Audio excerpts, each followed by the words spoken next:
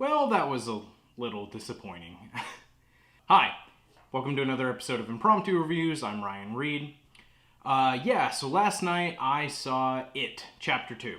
I was really looking forward to this movie because I was a really big fan of the first one, the 2017 version. If you've seen my review of It, 1990 and 2017, and the book as well, you know that I'm very familiar with the story. I read the book. I've seen both versions of the movies. I like aspects of both movies, but I lean more towards the 2017 one. That's just my personal preference. So I went into this pretty excited because same director, same writer, the cast is all back. We got an all new cast.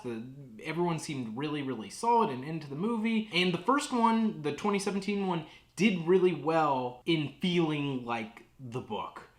Again, I talk about this a lot in my It review. If you haven't seen that, my new Fright Films episode, I'll link it down in the description below. But yeah, the 2017 version is not as accurate as the miniseries is, or, it's not as close to the book as it could be. But that said, it feels a lot like the book. It gives off the same vibes. It gives off the vibes of what it's like to be a kid. It gives off the vibes of how terrifying Pennywise can be. And while the fears of the kids are very different, it works really well. This movie, I left feeling very divided on the film and very disappointed. But I will start off by saying this is not a bad movie.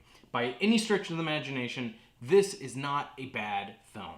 And I want to point that out because I'm going to talk about a lot of things I didn't like about this movie. But for as much as I didn't like, there was a lot that I liked. For every scene that I was like, what?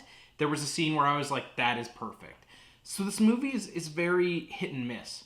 Part of me wonders if it's because of the added budget that the first film made so much money that the studio was like, here's some extra money. And, there were expectations of what this film had to be from both fans of the first movie who don't know the books, from fans of the books who know it in and out and will be able to tell you every single little tiny difference. There was a huge expectation. Plus, I believe this, if someone can correct me if I'm wrong, but I believe this is the highest grossing horror movie of all time.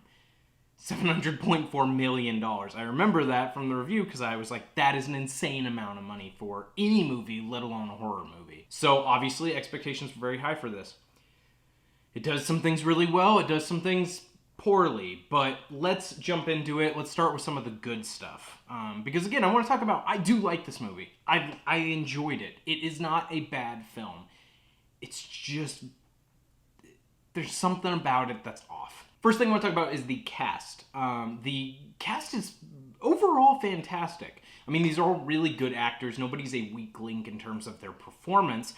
There are some people that fit their characters better than others. Bill Hader plays Richie, and a lot of people have been talking about he's the best performance in the movie, and I agree.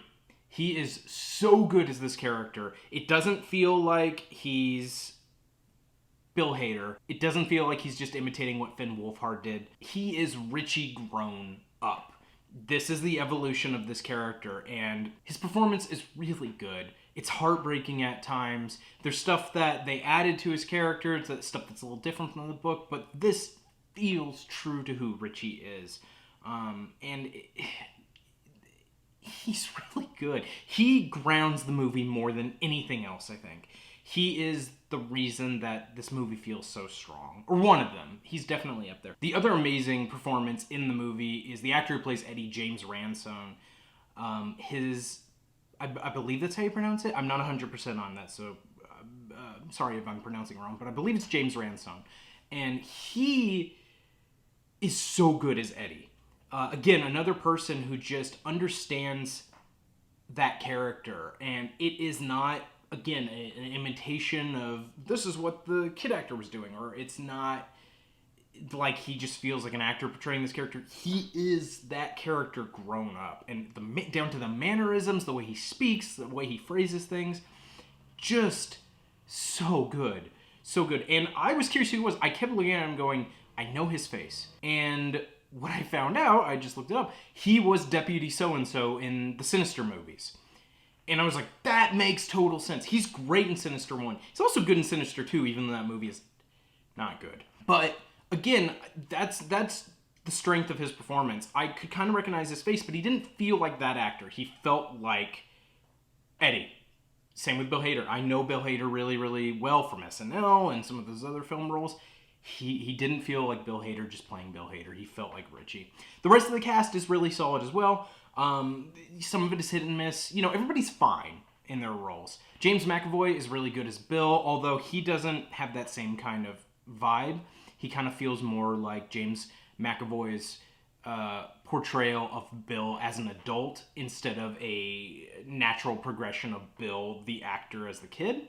But he's still really good in the movie. There's nobody who's bad. Of course, Bill Skarsgård as Pennywise is back, and he's really creepy and weird as always. They give him a few scenes in here where he just gets to be insane. You know, it seems like they wanted to emphasize that a little more. And he's good. He's really solid in that. He's funny, he's weird, he's creepy. It's everything you want Pennywise to be. The film is also really well shot. It's got a lot of style to it. Very similar to the 2017 ones. It's not a major departure or difference. If you like the vibe of that movie, the cinematography in it, this is very, very similar. You'll get that same kind of feeling. The script overall is fine too. Besides some of the elements that I'm going to discuss, the actual dialogue and the way things are set up and all that stuff, it's great. The interactions between the characters especially is a good representation of these characters from the book, from whatever iteration. The Losers Club feels like the Losers Club in the way that they talk to each other and the interactions that they have. The script, however, I think is one of the overall problems when it comes to plotting. The film is almost 3 hours long. I believe it's 2 hours and 49 minutes.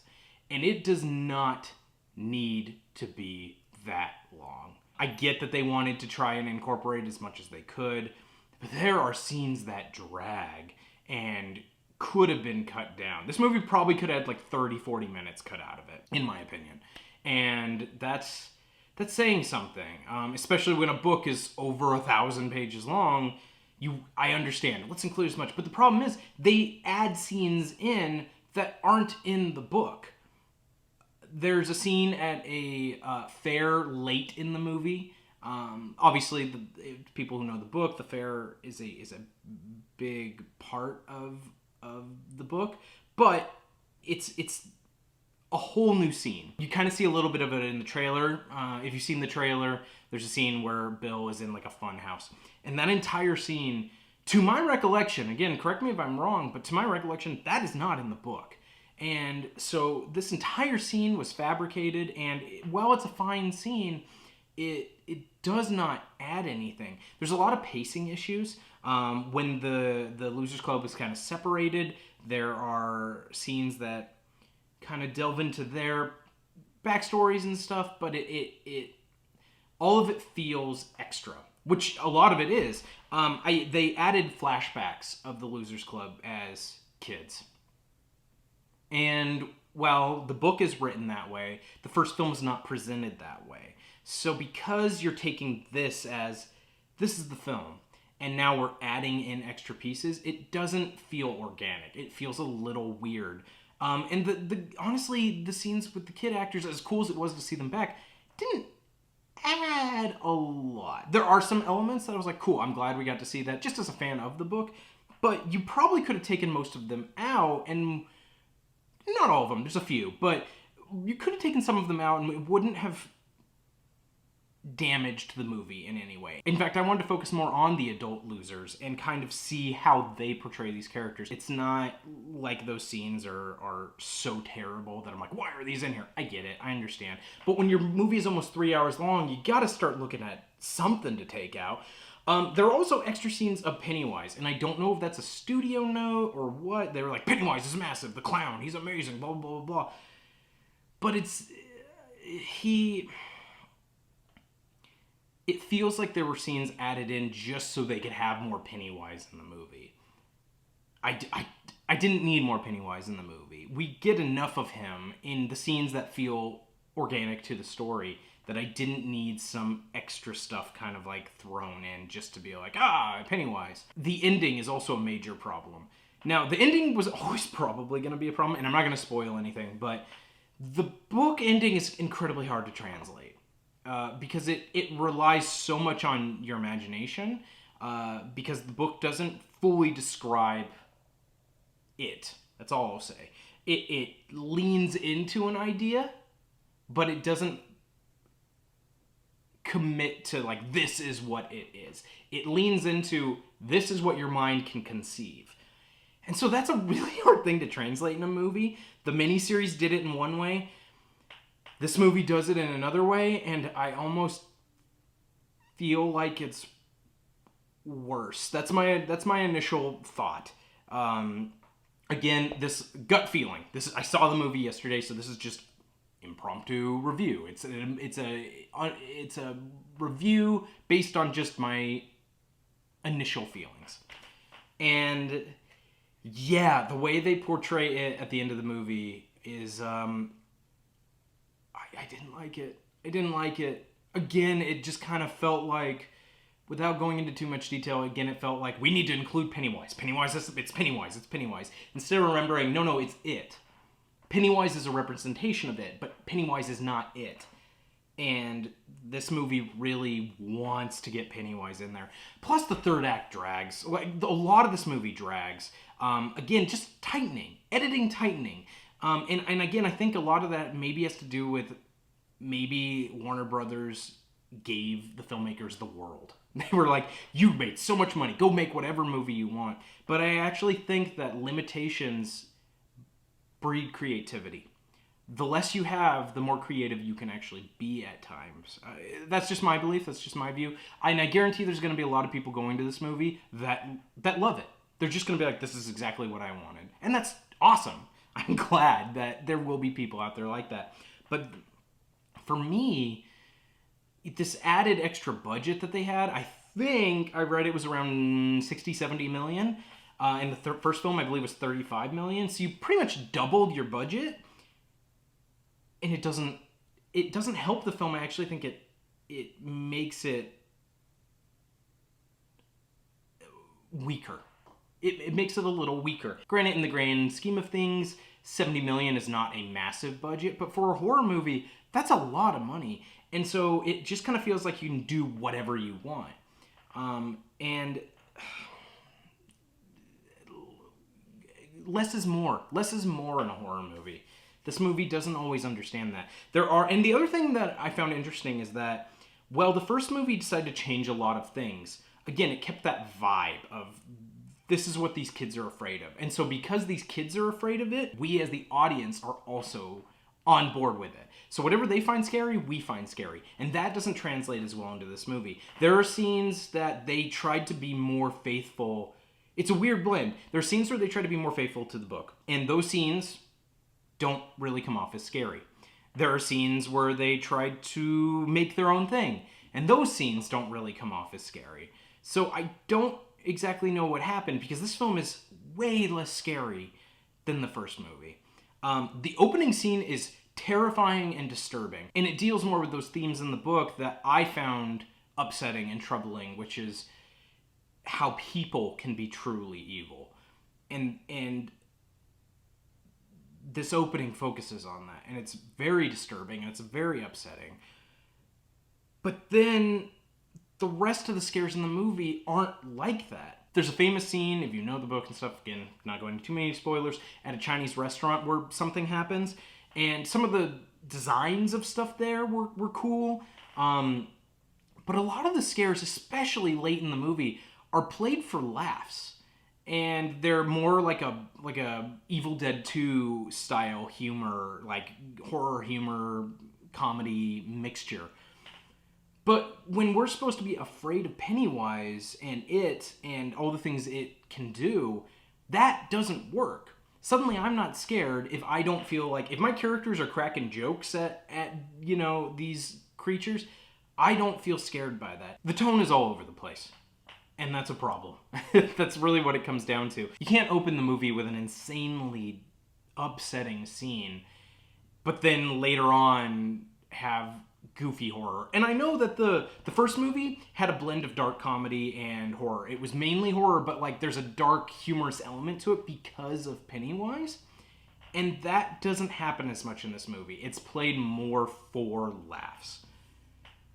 And it just doesn't work. On top of that, the scares in this movie lean so much more into jump scares. The first film had jump scares, but when I went back and reviewed it for the review, when I watched it again, the jump scares are earned. They're atmospheric, there's tension that leads up to the scare, so all of that is earned. And then a lot of the scares are grounded within the movie. Again, something I talk about all the time, but it's true.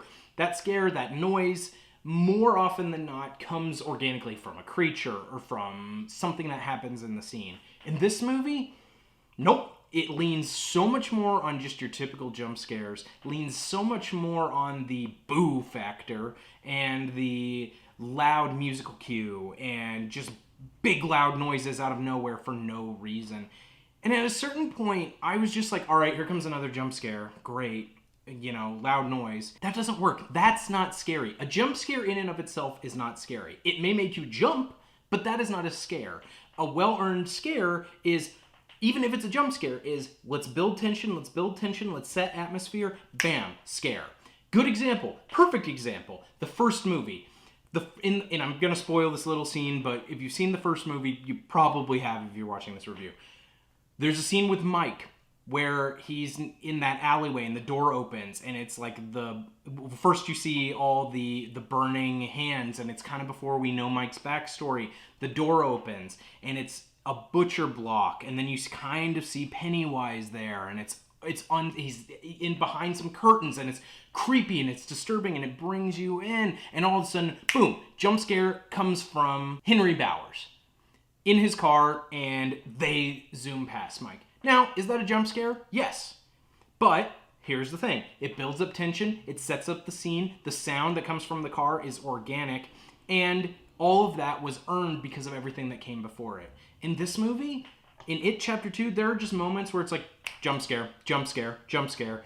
And I'm like, why? You didn't earn that jump scare. You didn't earn that reaction from the audience. And it's a bummer because this movie had the opportunity to be scary. The other thing I was hoping is that in the book and in the miniseries and everything, when they're adults, their fears are still represented as kind of childlike fears to some degree. And possibly you could look at that as this is how Pennywise recognizes their fear, so it's representing it the same way. But as adults, they're still terrified of it. I was hoping, because the first film changed so much but kept that vibe, I was hoping maybe they'd change some of these scares to be more fears of an adult, what an adult feels like, what an adult goes through, and what's scary to you as a 10-year-old may not be scary to you as a 40-year-old, 30-year-old, whatever. And so I wanted to see more of that. I wanted to see how Pennywise messed with them as adults. Instead, we didn't get that. We got a lot of scenes that just felt just not as scary, not as unsettling, not as disturbing. And again, it's so disappointing because you set a tone in the first 10 minutes of the movie and then you do not pay off that tone. They also kind of, how do I say this without spoiling it? Okay, so minor spoilers here. So for the next minute, if you don't, it's very minor. Very minor. It has to deal with a line in the movie, and I'm not even going to say what the line is.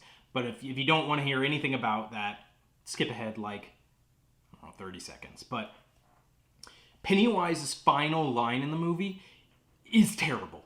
It is such a bad line. It feels so corny, and not fun corny like Pennywise can be, like just lame writing. So that was a problem. But again, at this point, I am just being kind of nitpicky. Those are my kind of broad strokes on the movie. There were things I really didn't like that I felt were problematic. But there are things I really like about this movie too, and I want to make that clear. It Chapter 2 is not bad. Would I recommend the movie?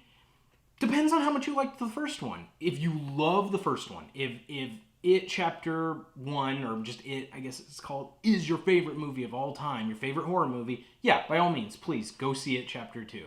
You'll enjoy visiting these characters again. But if you're on the fence, or if you liked it, but it's not, you're like, I'm not rushing out to the theater, matinee, maybe go to a matinee where tickets are cheaper, or maybe wait till it's on video if that's more your speed. You know, obviously this movie's probably going to make a ton of money, so what does it matter what I say? I'm just another person on the internet talking about movies. But yeah, and again, just to make it clear, It Chapter 2 is not bad. I have focused on a lot of things I didn't like, but there are so many strengths. The film is beautiful to look at. Some of the creature designs are really, really cool. The cast is amazing. Some really, really big standouts in the cast as well. The stuff with the Losers Club, them together, their interactions, is so good. I just wish the scares and the structure of the movie had been better. That's ultimately what it comes down to. I think if you took It Chapter 1 and cut it into It Chapter 2 and made it kind of like the book where it cuts back and forth, and maybe took some of those extra scenes out and it was like a 4.5 hour movie, something like that, I think you'd have a really solid movie. But because we displayed It Chapter 1 one way and then It Chapter 2 just kind of expanded on everything a bit too much, it's not as strong. It's worth seeing. Definitely worth seeing. Just not as strong, not as scary, not as well paced, a little problematic. But those are just my thoughts on it. Let me know in the comments down below. Did you like It Chapter 2? Did you get a chance to see it? Did you enjoy it? What did you like? What didn't you like? Try to be spoiler free, but let me know what you think. On top of that too, if you like videos like this, if you like movie reviews, if you like this type of content, please subscribe to our channel. Here you'll find all kinds of awesome stuff on there, including more impromptu reviews. You can also check out Fright Films, which is my horror movie review show. It's a bit different than this. It's a scripted show. It analyzes movies a bit differently. Really, if you haven't checked out my It review, please look at that. I'm really, really proud of that video. It's a lot of fun and a lot of cool details in there, so give that a shot. You can also check out the Paranormal Tapes, which is my interviews with people about their true life ghost experiences. A new episode of that should be coming out fairly soon. That one's a little different because it depends on people's schedules. But yeah, coming out fairly soon on that. But yeah, please subscribe, check out some of our other videos, and I'll see you next time. Bye.